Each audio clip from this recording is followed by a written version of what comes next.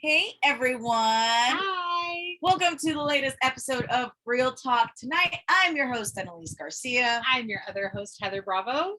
And today we are continuing in the tradition of these fantastic interviews that we've been doing.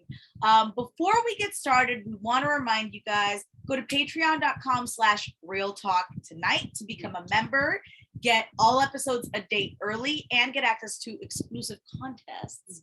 Yes, and exclusive videos as well. Or you can go to buymeacoffee.com/Annalise, same thing there. For those of you that are on Rockfin, go to rockfin.com/Annalise. You can find us there. And if you become a Rockfin premium member, you get access to not only our premium content, but every creator's premium content on Rockfin. Graham Elwood, Jimmy Dore, Ron Placone, Lee Camp, everybody's there. So you guys should totally check it out. And don't forget about our contest. Yes, the contest is still going until the 10th. We have a raffle for 2 tickets for a comedy class at Flappers Comedy Club in Burbank, California. To be entered to win, all you have to do is go become a member on Patreon at patreon.com/Real Talk Tonight, or buy me a coffee at buymeacoffee.com/Annalise, and you will be automatically entered to win. And the people that do win will be notified through a private message. On October 10th. On October 10th. The classes are October 16th at noon. Yes. So there will be 2 winners with 1 ticket each. Yes. So please go ahead and join up with us, and we'll get you entered.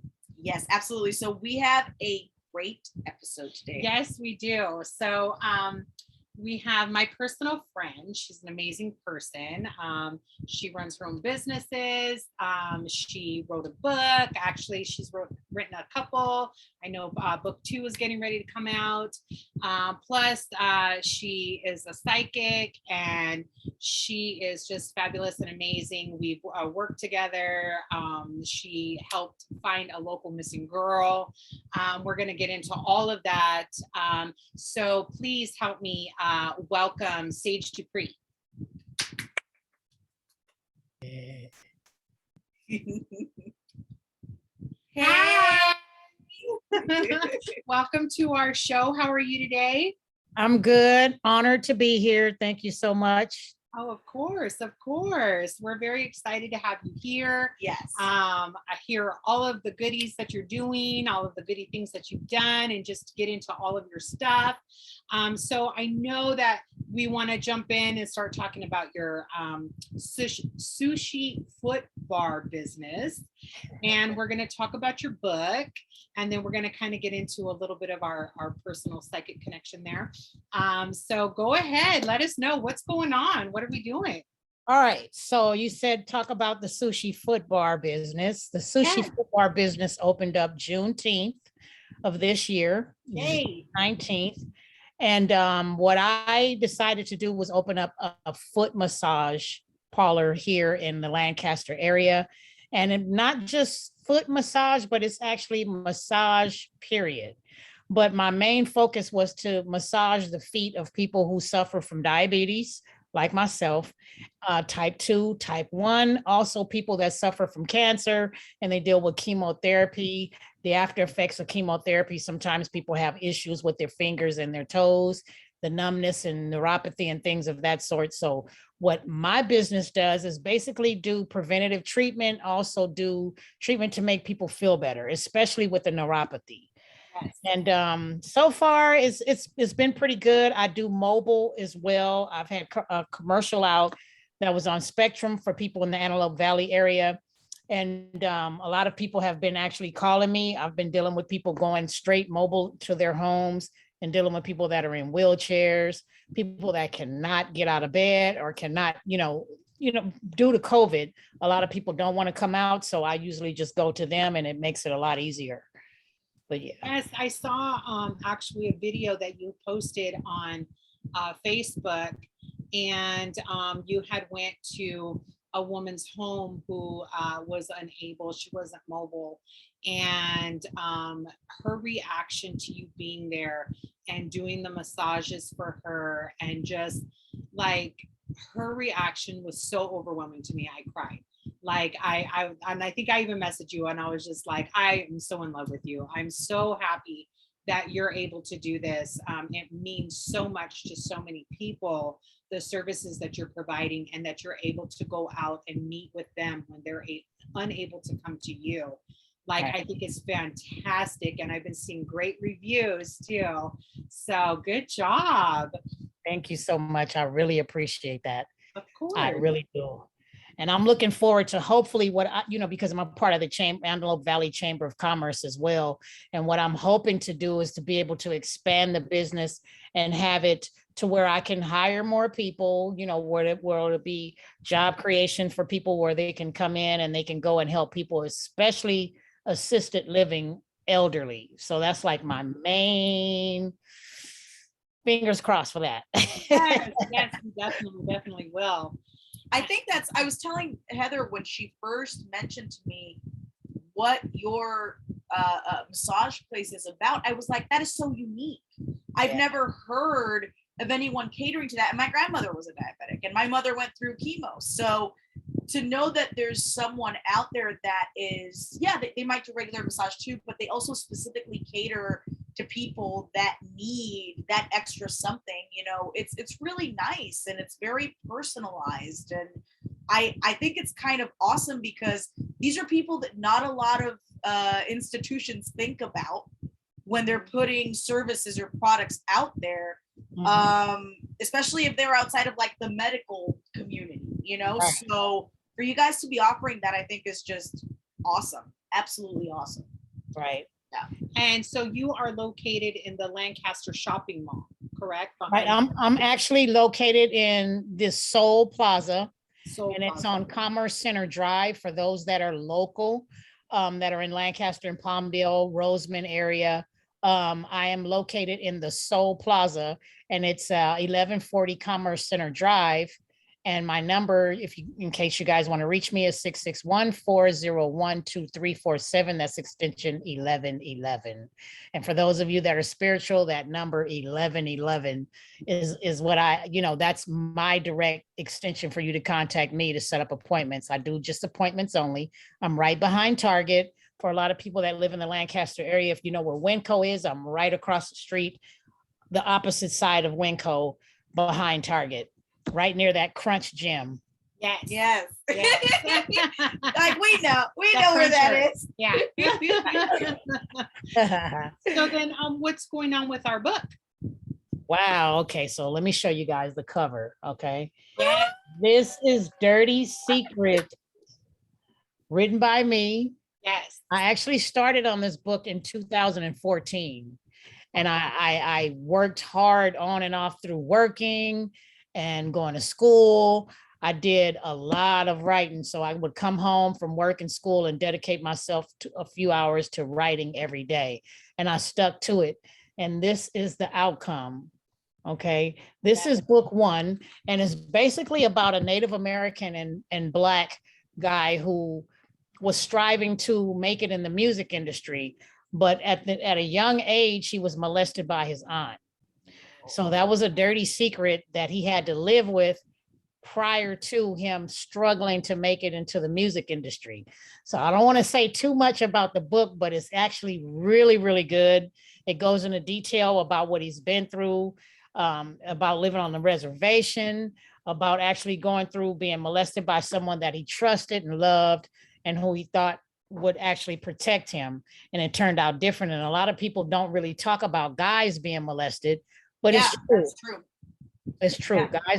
Guys are molested, and his name is Cheetah. That's my main character's name. His name is Cheetah, and good looking guy. I mean, he's actually, if you look at this cover, it kind of gives a lot of the women, a kind of outlook or just an idea of what this guy looks like. This is his aunt here, very beautiful woman. And again, she could have had any man she wanted, but she chose to molest her own nephew. So grab a copy of that book. Go to bookbaby.com. You can get it on amazon.com. You can go to Barnes and Nobles, Walmart. It's actually all over the internet. So if you pull up Dirty Secrets by Sage Dupree, it's going to pop up, bam, and you'll grab it. And it's a good read. And book 2 is coming out soon. Yay. That's fantastic. I think that's actually another thing that you don't see often is books handling that kind of subject matter. Right. You know, and actually trying to create a real story and a real struggle for the character and really give them depth as a human. Mhm. So I'm gonna have to pick that book up. Yes, I'm gonna have yes. to check it out. I'm gonna have to check it out. Yeah, go to bookbaby.com, book baby, and pull up Dirty Secrets by Sage Dupree. Anybody that goes to Book Baby, or you can contact me directly. You can go to Sage Dupree, you can go to my Facebook, or you can go to Instagram at Sage Dupree, and then you can get a book directly from me. I can send it out to you quick. If you're in the Antelope Valley area, like Lancaster and Palmdale, I can make a personal delivery. You can always come up to the Sushi Foot Bar and grab a copy. I'm telling Hey, you, if I order a book from you directly, could I get it autographed by you? you can. You definitely can. Yay. Mine is autographed. I'm gonna Mine do is that. autographed. She's like, I already have one. Definitely can. My goal, you guys, is to be able to turn this book into a series. So I've been talking to, a few movie execs and movie producers and investors that are interested in what I have to offer. They've been hearing a lot about the book, and they were telling me that they wanted me to give them a treatment. And what a treatment is basically is for you to give them a summary of what the book is about. And they also asked for me to write a wish list. So they wanted me to write a wish list of the different actors that I would like to play. And this, Nice. yes. So who's on your wish list? Who's on your wish list? honestly, when I started writing this book, I started writing in 2014, and Nipsey Hussle was on my wish list to play Cheetah. Yeah. So it was really unfortunate what happened to him, but he was on my wish list to play Cheetah. And it would have been really good to have, can you imagine having him and Lauren London? You know what I'm saying? That would have been like crazy. But I do want to talk to Lauren London. Hopefully I can get her to actually portray Aaliyah, because Aaliyah is my second character. She would be my supporting actress to the main leading role. Yes. But yeah, that's my goal, you guys. I'm like praying every day. I'm putting it out in the universe. And I always hear when I watch TV, previously on Dirty Secrets. Yeah, that's right. That's right. That is so awesome. So I have to ask you, writing a book, that has to be quite an undertaking. And what were some of the biggest challenges that you faced while creating this book? Ooh, that's a good question. A lot of the challenges that I faced was me not being able to get it done. People, calling me and interrupting me while I'm trying to write, distractions, me thinking it's not, me having a personal thing saying, well, dang, this might not be good enough. I don't know if people are going to like this. Maybe I should try this again. I did so many rewrites. That's why it took me so long, because I did so many rewrites, and I was really, really like nervous about putting it out there. And people were like, get that book out there, girl, get it out there. Are you serious? Get it out. You need to get this out there. This is going to be good. So when I finished it, it just so happened that I was in a really terrible accident in 2019, you guys. It was really, really bad. And I was close to actually finishing the book. And I got T-boned, me and my son, by an 18-wheeler. And I was dead on arrival when they came. When the paramedics came, they had to use the jaws of life to get me out of the car. And I was complaining that day about working. And I was telling my son, I don't want to work for anybody anymore. I want to write. I want to be a writer. I want to be able to have my own business. I want to be able to do this. And I'm like, look out. And all of a sudden, boom. And I remember waking up with tubes down my throat. I was on life support. Yes. Couldn't talk. And my whole family around me. And I'm like, are you serious? So after the doctors told me I was lucky, because I kind of, I lacerated my aorta. So I was bleeding out. They had to give me blood. I have 9 screws in my hip. I ended up coming through that because I asked to go home, because they had put me in an acute care center, and I asked them to send me home. And when I went home, I just sat there in pain, and I was writing. I kept writing. I said, you know what, this has got to be it. I just kept writing. And there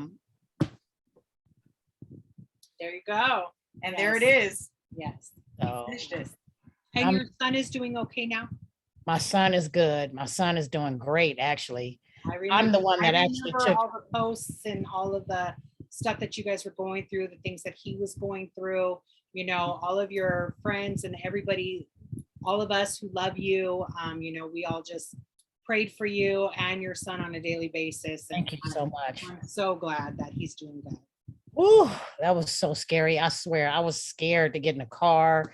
After that, I was like, oh my, and you know, you want to know something that's crazy is, you know, my daughter, she's also psychic as well. Yes. She dreamed about this happening to us prior to it happening. Wow. She dreamed about it. And I had a dream that I was on a freeway and it was raining and I saw this big rig coming towards us and it had like rocks and it was just like, it was crazy. And I woke up like, you know, but I never put it together that I would end up in this accident. You know what I'm saying? So it was a blessing.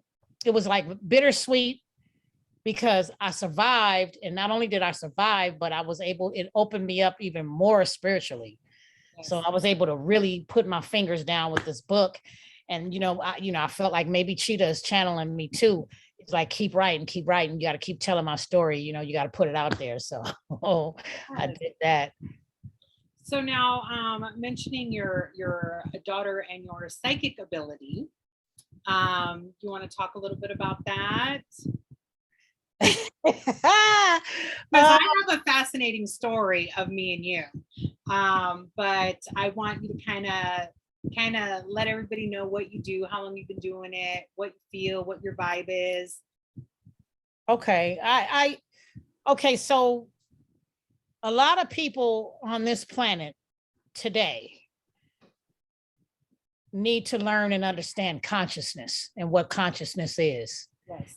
And the minute we learn how to embrace our consciousness, because everything on the planet is conscious, rocks, trees, everything that we think is not alive or not conscious is conscious. And so from me growing up as a child, from an infant, I remember being in a crib and I think I was like maybe 6 months old. My uncle told me, he passed on now, but my uncle told me, he said, you were in the crib and I stood over you and you were looking at your hands. I said, I remember. I said, that's crazy that you said that. I remember you standing over me and I remember looking at my hands. He said, how could you remember that? You were only 6 months old.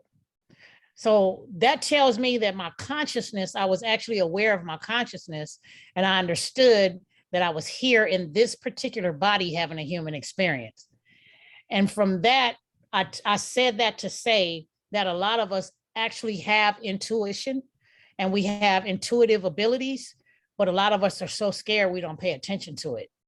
But when you have, your first mind or you hear my gut told me to do this and that, and I went this way, my gut said turn left and I turned right. And I wish I would have listened to my gut. Your gut never steers you wrong.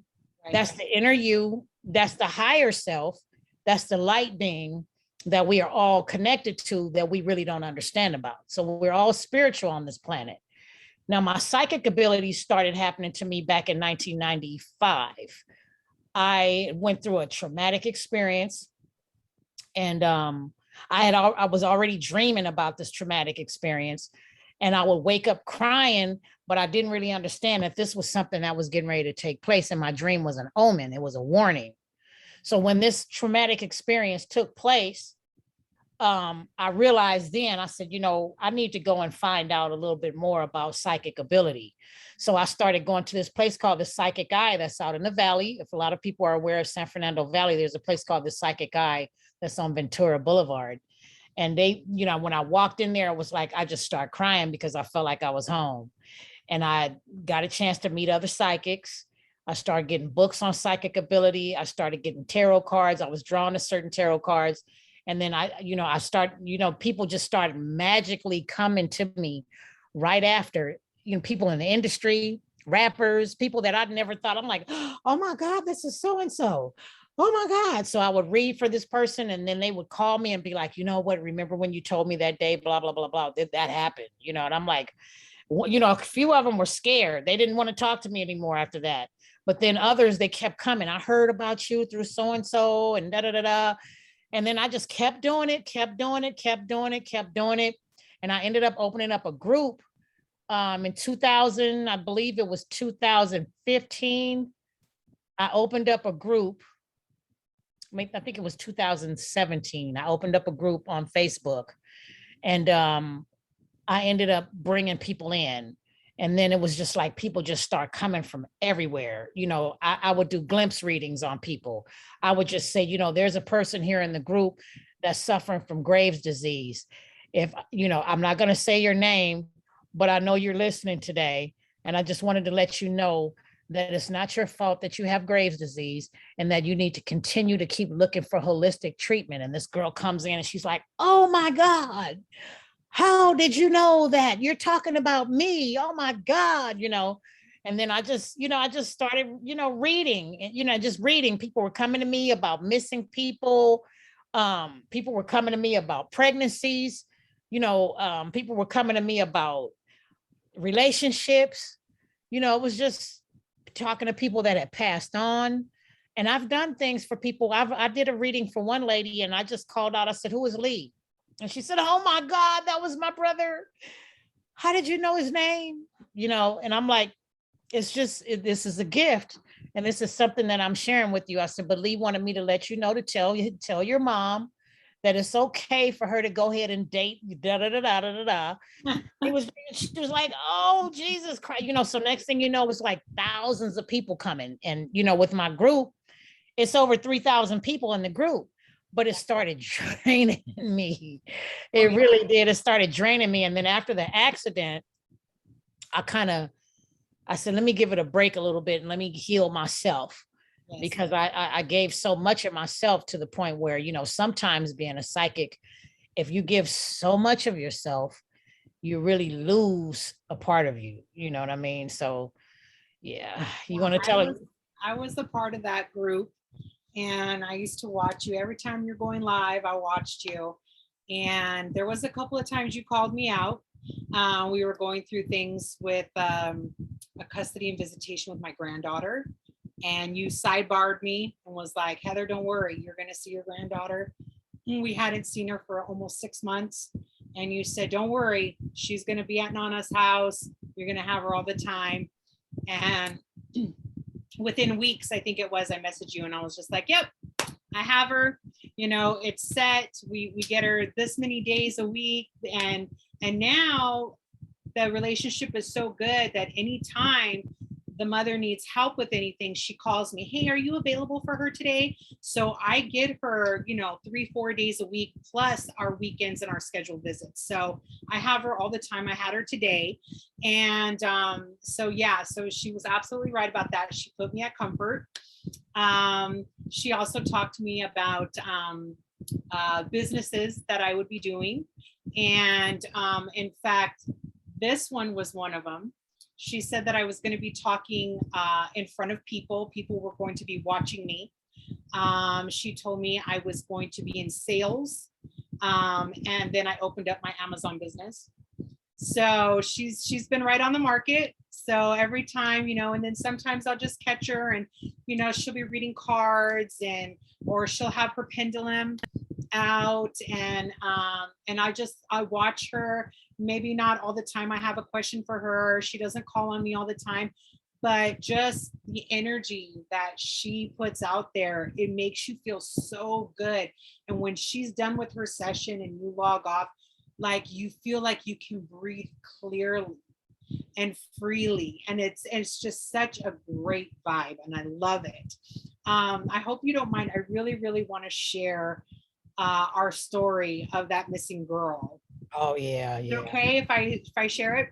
Yes. Okay, so a few years ago, there was a girl. She was going to college out of state, and her family lived in Lancaster.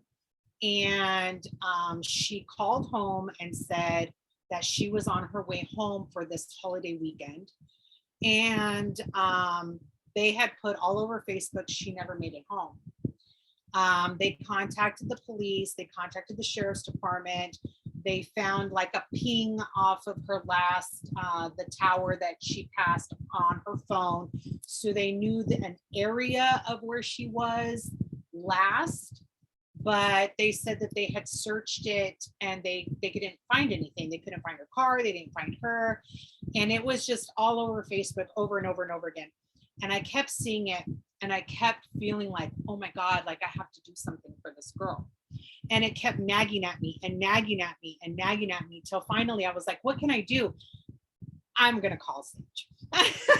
So I messaged her. I sent her a picture of the flyer that was out. And I said, you know, for some reason, I keep getting drawn back to this case. And I don't know why. I don't know them. I don't know the girl, but I just feel so strongly that we need to do something. Is, you know, do you get a vibe off of it? Is there anything, you know, that you can help with? And about 3 minutes later, she was like, she's on this road and the road is really messed up and tore up and there's holes and all kinds of stuff. And she was on this road in the dark and she went over the side. And I was like, oh my God. And she was like, but she's alive. She's down there. She's near water.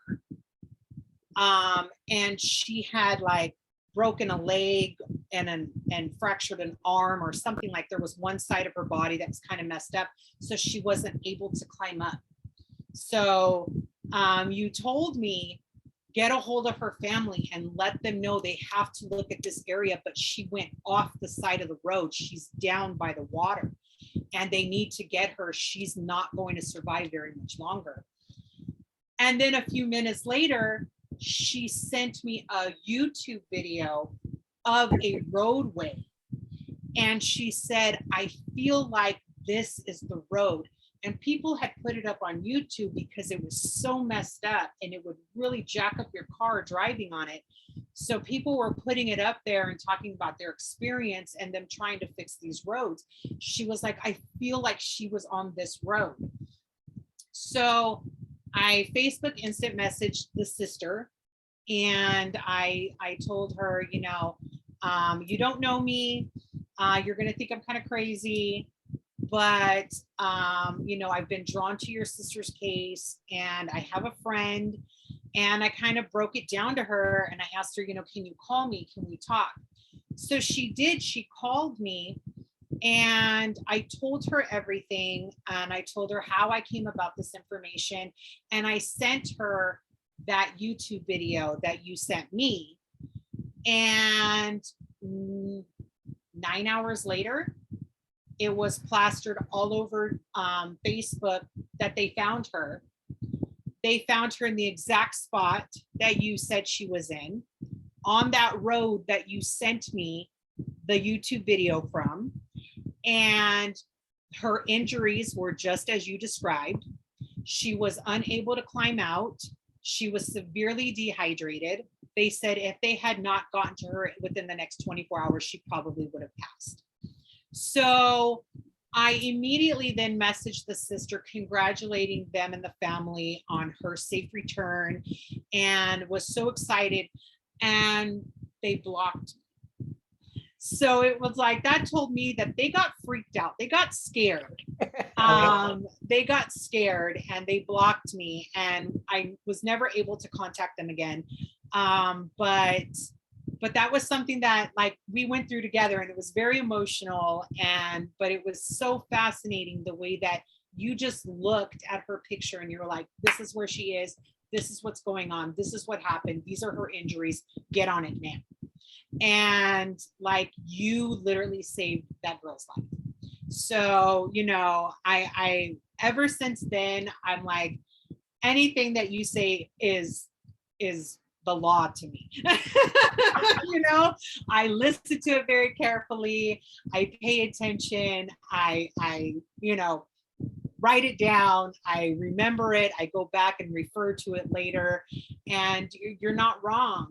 And, you know, the abilities that you have and the things that you've done in your community and the things that you've done for other people, complete strangers, is just amazing. And it's so heartwarming that, you know, you're not getting paid to do this. And people just come to you and say, hey, I need your help. And you're so willing to help, but like you said, like it can get draining, and I've seen you go through the very tired phases and, say, hey, I'm going to take a break for a little while. And, I can only imagine, like, so my mom used to have like this intuition. So anytime me or my brothers went out, if she had a bad feeling, we normally didn't go.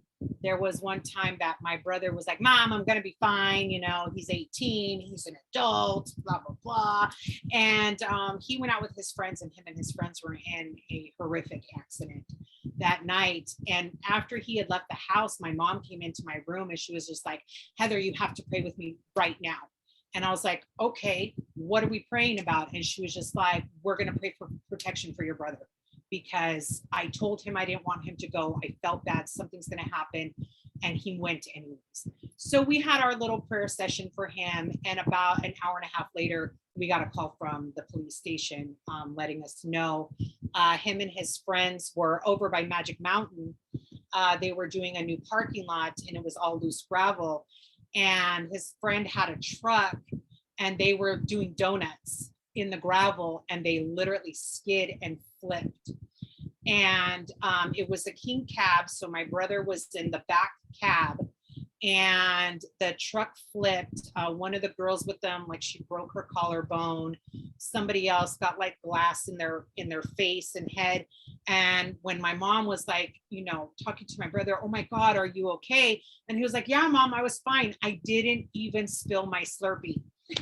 So he was like, I'm fine. We opened up the top door, and those prayers saved him and the Slurpee. Yeah, wow. He didn't even spill his Slurpee. So, so yes, intuition is real. It really is. And that has kind of trickled down with me with my kids. And yes, listening to your gut is very important to me. I've always, I've even told her a few times, now I don't like that. We're not doing that. And I'm like, no, you're not doing that. I don't like it. That was funny when you said he didn't spill his Slurpee. I know. Yes. Yeah, exactly. He said they're all standing there with the paramedics there, and he's just sipping on a Slurpee. It was wow. He said he didn't spill a Slurpee. Boy, it makes me want to go get a Slurpee. And we have a new 7-Eleven that's opening up, and they have on the bottom Slurpee. I'm gonna grab me a Slurpee every time I drive. I'll put a Slurpee right there on the side.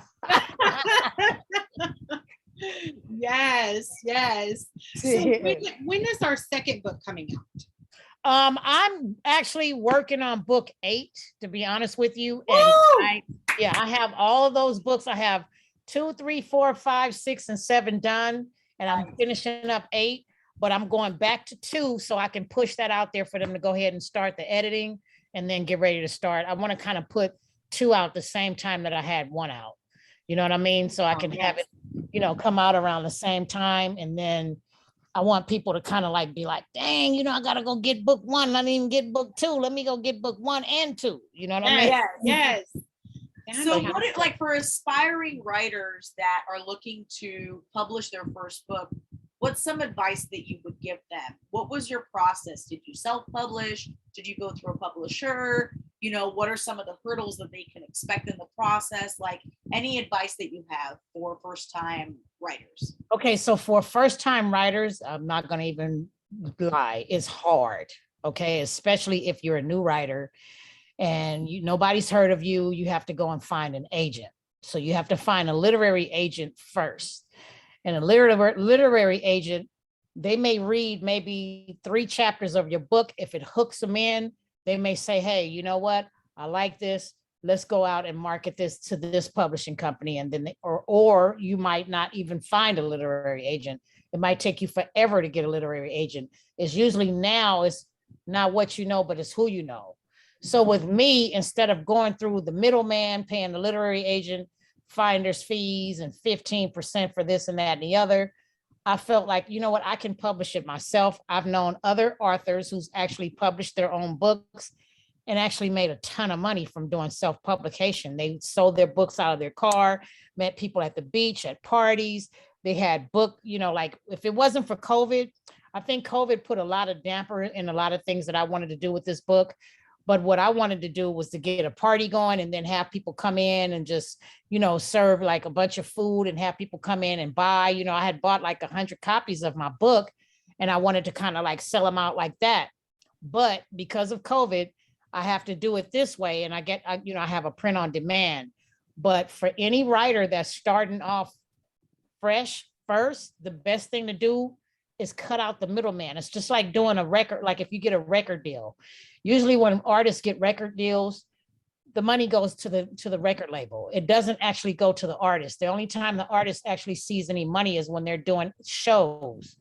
So if you're an artist and you're signed to a label, you got to do what they tell you to do. You got to release what they want you to release. That's how a publishing company works. They might want you to take this content out, put that in, put this in, and it takes away from everything that you wanted. And then 90% of the profit goes to the publisher, and then 10% of the royalties go to the writer. Yeah. Nah, I didn't want to do it like that. I felt like if I'm independent, I can get everything that I want. You know what I mean? And do it that way. And then have the book go around and circulate. And then people say, dang, I heard about this book. Hang on a second, let me go talk to this person. And I still may get a movie deal. It's the same thing with the lady with this guy, Elin Harris.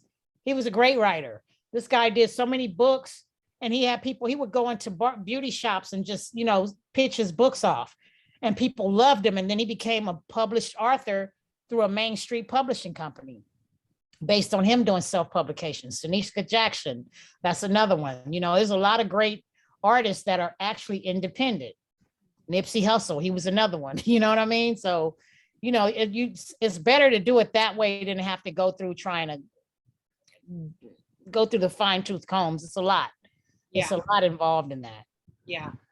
Yeah. And I remember when you got your books, and like she put it out on like Instagram and Facebook and sent out links where we could find them on Amazon or where we could order directly from her. And I mean, she had her hustle on for a while, but I mean, people were they were flying off the shelf. I remember logging into Amazon and they were like, get yours now because quantity is low. And I was like, oh my God, she's going to sell out, and it's great. Like the way that she did it, the process was actually really great. Yeah. And then I have a lot of people that's actually buying, getting the Kindle version. I have over 1,000 downloads. You see what I'm saying? Wow. So that's a lot. I mean, I didn't really make any money from it, but my name is getting out there. Yes. You know what I'm saying? My name is getting out there. People are looking at this. They see this cover. If you pull it up, you Google, boom, it's right there. It's like, dang, it's even over, authors that's been published through mainstream publishing companies. Dirty Secrets is out there because of the way the cover looks. You know what I'm saying? And a lot of times people say, yeah, the way the cover looks, so yeah, that's what I'm hoping for. I'm hoping the next time I come on here with you guys, yes, I'm talking about a series, you know what I'm saying? And I can be like, hey, I was on with the ladies. I was on Real Talk Tonight. Talking real. I was on Real Talk Tonight, keeping it real. And my Corona. She's babysitting. I'm almost done. I know. I know. Cheers, everybody. You know what I mean? Yes. Cheers. Cheers. Oh, okay. So, besides the book, your 8 books, what else can we expect up and coming from you? Oh, okay. My daughter has a makeup line called Alani Winter. Yes. And I have been actually investing in that. And we're going to be doing winter sweaters and hoodies and beanies and things like that have the logo Alani Winter on it. Hopefully we can get those out for the fall. Hopefully by Christmas, because we did go ahead and get the Alani Winter makeup line on Amazon. Yes. So we're going to try to push that even more and push her makeup line and her t-shirt line. She says, Mom, I should have changed it to and made the t-shirt line Alani Winter, you know, which is good because her actual name is ringing bells. You know what I mean? A lot of people are, you know, sometimes it takes a while for you to get notarized or notify, or how would I say it? For you to get big or for you to even be noticed. Right. But I told her sometimes when it's slow is better, because a lot of people will come up and creep up on you, and then you'll look around and it's like, oh my God. But yeah, her stuff is all natural, vegan, gluten-free, Nice. paraben-free, animal cruelty-free. Yes. And then it has like the hemp, and you know, it's like all natural, you know, her lipsticks and stuff, her lip gloss, her eyeshadow. She has mineral blush and all of that stuff. Yes. And it's really, really nice. Nice. So yay. So we can see you working on that too. definitely working on that too. Definitely working on that. Fantastic. Yeah, it's just, you know, one of the common themes, because obviously we've started our own business as well, right? Yes. And we are working on, you know, completely supporting ourselves from that. We're not there yet, but we're working on that because we're tired of the 9-to-5 grind. You're literally getting your ass off to earn pennies on the dollar. Yeah. While some rich asshole gets all of the profits from your hard labor. Yeah, exactly. So I'm just so done with it. And so it's like, you know, understanding that it takes a serious leap of faith, and it takes bravery, and it takes courage to be willing to risk failing in order for the potential to succeed. Right. And it's very scary. Like, it's very scary. It's like, oh my God, what if this doesn't work out? What if that doesn't work out? But the truth is, we've been watching like our subscribers grow, and it's because we're putting out consistent content, and it's because we're putting out quality content, and it's because we're talking to interesting people and just regular everyday entrepreneurs that are just trying to make it and grow their small business. And you see all of us working on different fronts to have income from different areas so that we can sustain the dream of just being able to survive without having to have someone breathing down our necks like we're their freaking slave. Oh my God. Like, you just want freedom. Yes. Like, even the smallest thing, I'm not a morning person. The smallest thing as just being able to have control over what time I get up and just allowing my body to decide that. Yes. Instead of having some asshole tell me that I have to be in an office at that's not even natural. It's not even natural to be in an office at 7 a.m. You know who wants to be in an office at 7 a.m.? A fucking psychopath. That's who wants to be in an office at 7 a.m. Like, we're human beings. Like, back in the day, before the industrial era, people used to have time to frolic and, I don't know, think about life and what they want. But now they got you on the grind so much that way you don't have time to think. You don't have time to think about how fucked up your life is. You don't have time to think about how fucked up the system is. And you definitely don't have time to think about how I'm an atheist. So for me, you only have one life. And is this really how you're going to spend it? You're going to spend it going to a job that you hate every day. You're going to spend it, you know, like just answering to people that you can't stand. What about your own dreams? What about your own passions? What about pursuing something that you feel connected to? And it's funny that you talk about that, because before we got into that accident, November 19th, I was bitching just like that to my son. I was like, I'm tired of sitting here clocking in for this bitch. It's like she wants me to come here and do this and do that. Yep. You know, and she doesn't give a shit if I take a day off. She doesn't care how I feel. She told me to catch Uber, and I live like 22 miles away from the job, and she wanted me to take a Uber. I'm like, well, there's Uber and Lyft. Are you serious? Yeah. You know, so it's like, I get it when you talk about you want to work for yourself. To me, I never taught my kids to go to school, go to college, you know, graduate from high school, go to college, you can get a good job. No, I taught them work smart. Don't work hard. Yes. Work smart. Get your ass out of high school, get a business, and get residual income so you can create jobs for other people. And give them a position to where, like, when you want to come to work, you don't want to come to work and sit up every day looking at a computer, sitting here doing this all day. And then by the time you retire, you're dead. I know so many people that's actually retired and died 2 months after they retired. That's not me. I don't want that. Yeah. I don't want that. That's one of the reasons. I mean, just the fact that we want to actually experience life, and life is not being stuck in an office. Right. Like, that's not life. That's Right. just something that you're forced to do for someone else because you need money for basic shit that should already be taken care of anyway. We should have healthcare for everybody. We should have a universal basic income to lift everybody out of poverty so that we don't have homelessness anymore in the richest country in the history of the fucking world. Exactly. That So part. it's just, it's ridiculous. Like, the fact that we have student debt is outrageous. Like, the fact that we have property taxes is outrageous. Shit, I paid for my house. My house, this house is paid for, okay? I paid cash for my house, but then I got a tax bill telling me that I got to pay $6,000 and it goes up 2% every year.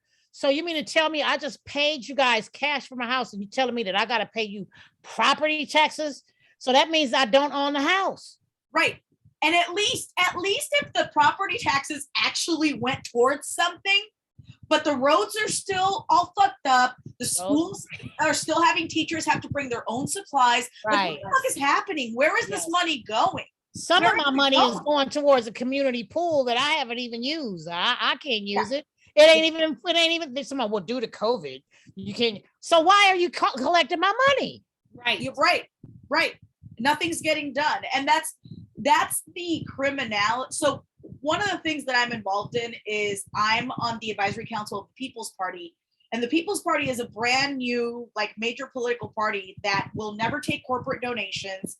They're basically gonna stay away from everything that has fucked up all the parties. They're for Medicare for all. They're for a basic income. They're for all these normal things that we should already have. That everybody should, yeah. Exactly. And so it's like about creating solutions, because the truth is there is no difference between the Democratic and Republican parties. They're both corporate parties. They're both corporate parties. Yes. They're both in bed together. Exactly. Yes. So and then all they do is just create this perfect system for these billionaire pedophiles.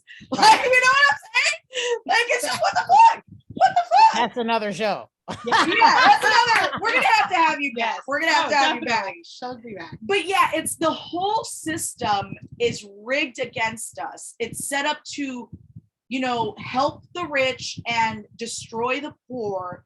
And exploitation, exploitation for sure. I can be a rich billionaire with a fucking printing machine, and I'm gonna hire Joe Blow over here and give him $10 an hour. Yes. Print and work this machine for me while I'm making thousands of dollars off of that shit, and he's starving and can barely pay his damn bills. Bullshit. How come he doesn't own part of that machine with me where we can make thousands together? Right. A co-op. Everybody living. A co-op and everybody living in common. Right. Come on. Yeah. Totally. I'm totally with you on that. Yeah, it's just so we've been interviewing so many entrepreneurs, and we're obviously on that path ourselves. And it's like, people are fucking tired, dude. People are fucking tired of working full time and not being able to afford a roof over their heads.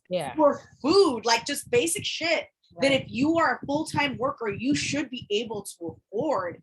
And having all their time controlled and taken advantage of. And it's like, people are over it. People are fucking over it. So it just I've been over it. It just makes me so happy to see people breaking out of that system and pursuing their dreams and just saying, fuck it, this is what I want to do.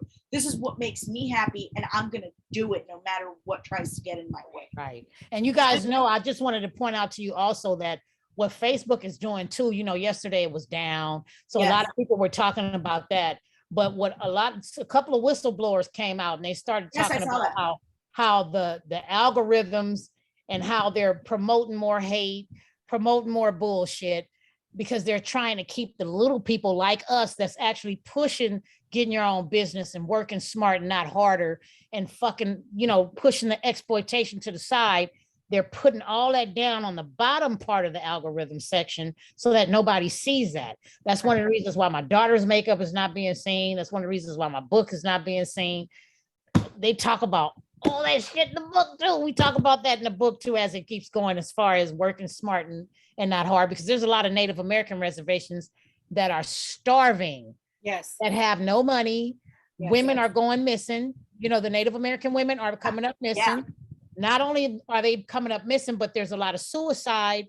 There's a lot of genocide. They put that COVID shit over on the reservations, and a lot of them are dying because they have no proper or adequate health care. They have no adequate school systems, none of that, and people are tired. 2022, it's going to be a lot of shit changing. I see that coming. With my psychic ability, I've already had dreams about things changing here in this country. I've already had dreams about things changing here in this country, and it's going to be because of the people. People are going to start opening their damn eyes and waking up. Yeah. That's why they want to stick everybody with this fucking vaccine, honestly. Yeah. Don't get me started. Man. Yeah. Oh. Yeah. It's interesting because she's a very spiritual person, right? I'm the atheist, but I don't know if you know who this is, but I actually watch Queen Cup. I don't know if you've seen her on YouTube. And she does these tarot readings, right? Which is not something I normally watch because I don't really believe in any of that stuff. But what I have found is that you can get value out of these things, even from a secular standpoint, because the way that I look at it is when she's doing her readings, she's telling a story of a situation or something that's going on. And what it does for me is it helps me figure out if that situation applies to me, what is the best and most positive way that I can handle this so that the outcome is the best outcome that it can be.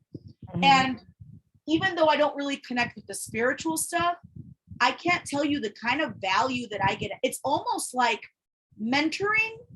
It's almost like coaching of when you come up against these walls and these obstacles, think of it this way instead of that way. So one example is one of the things that she talked about was the true meaning of justice.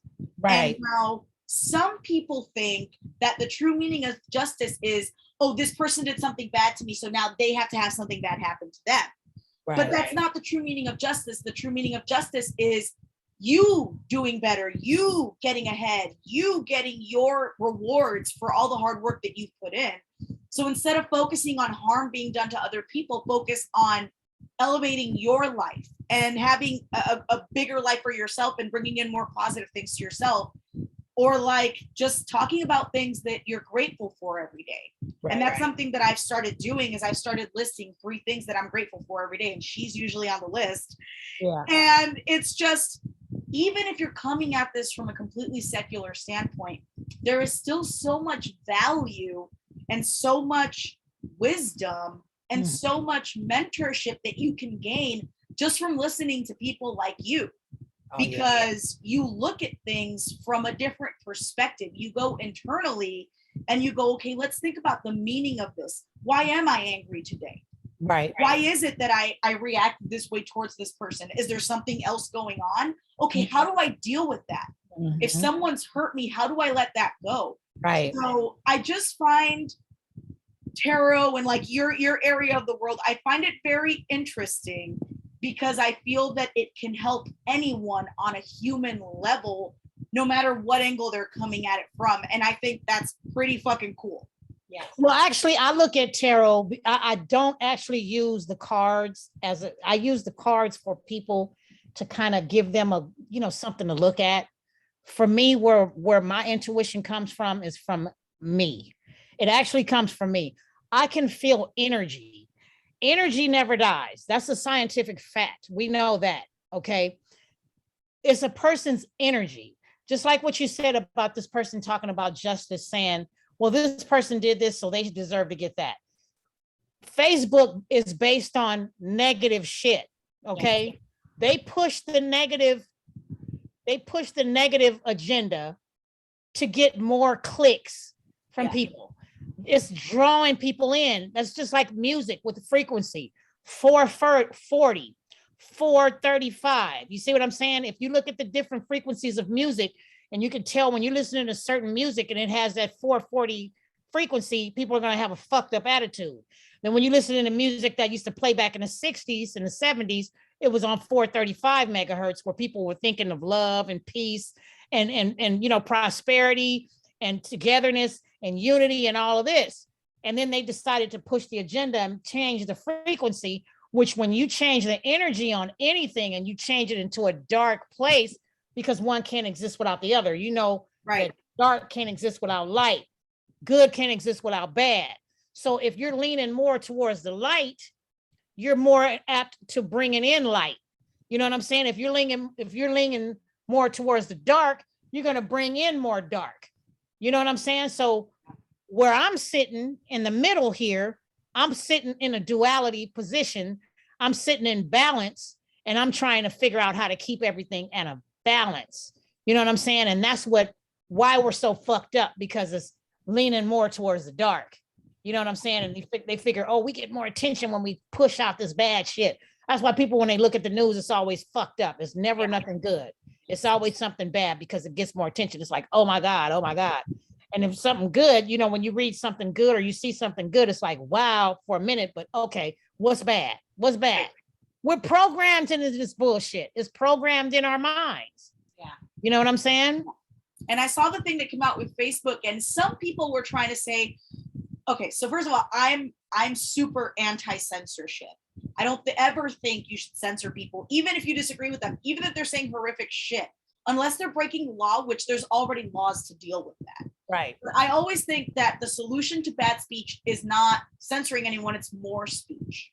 Right. So that you can actually bring in the good stuff. So some people are trying to say, oh, this Facebook thing, the whistleblower, she's just trying to encourage censorship.